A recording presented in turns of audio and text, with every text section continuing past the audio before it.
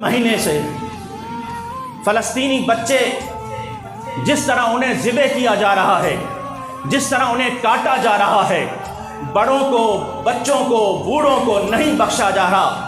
काश कि हम सोशल मीडिया पर यह भी वावेला मचाते कि वो हमारे बच्चे हैं, वो हमारे बच्चे हैं। लेकिन हमने आज ईद का दिन है ना, फिर हमने डट के कोक पीनी है, फिर पेप्सी पीनी है कि क्या होगा उनसे।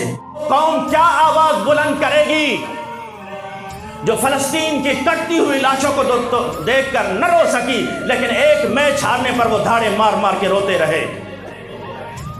जो फ़लस्तीन के बच्चे कटते रहे, उनके कटने पर तो हमारा एक आंसू भी नहीं निकला, लेकिन यहाँ हमारी टीम एक मैच हारती है तो फिर इतने बड़े बड़े आंसू गिरने में नजर आते हैं। बताओ किसके लिए जिंदगी जी रहे हो? खेल कूद के लिए या अपने रब के लिए जिंदगी गुजार रहे?